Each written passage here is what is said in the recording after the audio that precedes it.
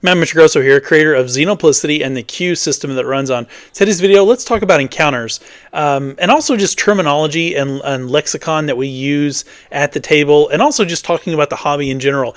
I was talking to Shauner in some comments. We were going back and forth and just talking about various things about the hobby. And one of the things that it caught my attention was he said that he doesn't have combat in his games. I mean, I don't really know what he means by that, because I didn't deeper question what that meant. He's focused more on the role play than he is on the actual combat. And I would love to pick his brain more on exactly what that looks like for various things. Like, for instance, in a dungeon crawl, right? A group of adventurers go in. If he was game mastering that, I would love to know, Shauner, like, how would you handle room to room of maybe like dealing with monsters or enemies, that kind of thing, in your typical, like, I guess, dungeon delving fantasy game? Or, how would you handle like a prison break scenario if you were playing like a game like Call of Cthulhu, and maybe the player characters are in a jail cell and they have to break out and avoid the police, or maybe they're in an asylum and they need to break out because they still have a mythos situation to resolve. I would love to know more about that. But it got me thinking that I used a term, and I don't know if it was clear what I meant by it. Was I had said in a previous video, I had made this comment that there's a heavy role play session followed by a heavy combat session, and what was so interesting about that was, as after that was put out there, I don't know if everybody understood what I meant by that. And then it got me thinking, I wonder, because the hobby really is only as deep and wide as your own table, right? Like, there really isn't a community of tabletop role-playing game people. I know people like to claim there is, and the community is like a word people like to throw around, but the truth is, the game only matters in so much as the people you actually play with. And so I'm not for sure whether or not terms really have the same weight and meaning across the whole country or even across the whole world. But when I say a heavy roleplay session, what I'm talking about is that it's mostly social. And that's just the terminology that me and my players, my own personal group, have developed over decades of playing the game. We consider combat to be its own thing, and heavy roleplay to be social engagement.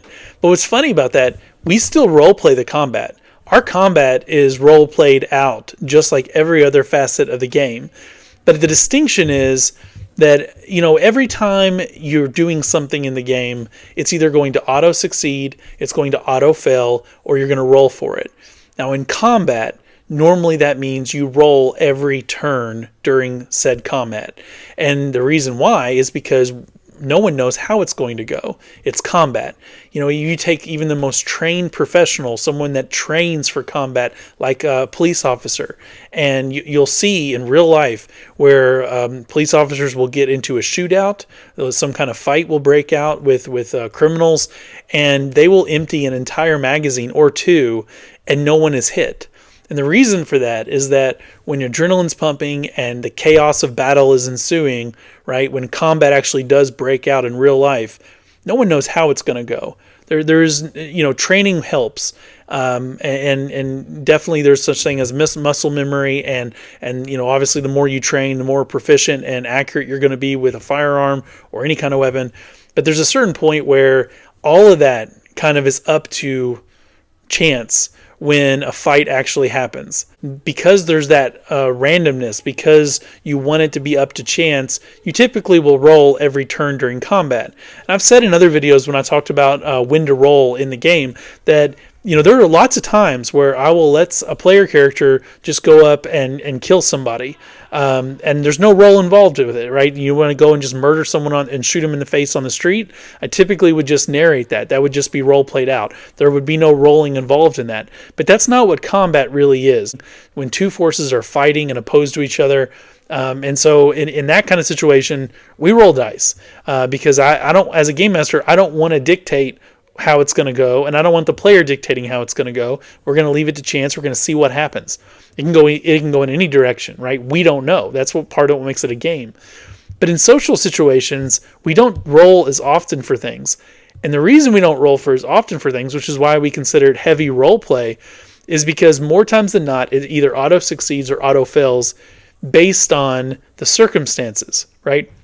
me as a game master, I will either roll for the disposition, right, the default emotional state of an NPC prior to the player characters approaching them, or I will just decide what it is by fiat, right? So if I roll and I get that they're hostile, well, then I'm going to role play them accordingly. I know who this NPC is, and I also know that they're hostile. They're in a bad mood.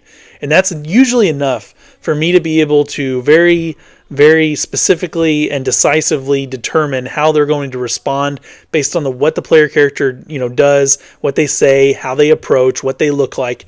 All of those things factor into it. But me as a game master, I'm just going to role play those things accordingly and respond as that NPC would. Conversely, if I roll and I get that they're friendly, well then again, I know who that NPC is. I know, based on what the player character is doing and saying and the way they look and the way they're approaching me and the circumstances around how they're approaching me. And I take into account that they're in a good mood. And so then again, I can just decisively make decisions and role play them accordingly. I don't need to make rolls for that. The same way a player doesn't need to make rolls for how their player character is going to respond in a social situation, neither do I. I don't need to make rolls for that either, more times than not. This is why I think disposition rolls, your game might call them reaction rolls. I think that's why these rolls are so important, because that to me is a more important role than anything the player character is going to roll for. I just do. It gives me insight and cues on how to role play them better because they weren't on screen just 2 minutes ago, right? So I don't know what has all happened to them from the time they woke up till this point.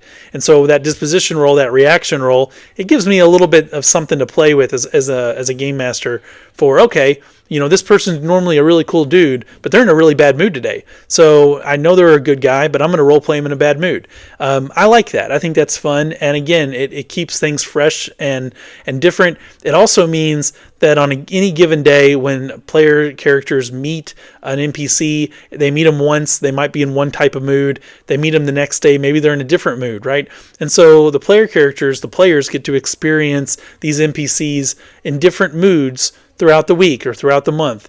And again, I think this lends itself to just being a more immersive experience, and it makes the world feel more lived in. I like that. To me, that things like that matter. But because I'm just role playing these people, I don't typically roll a lot in those kind of situations.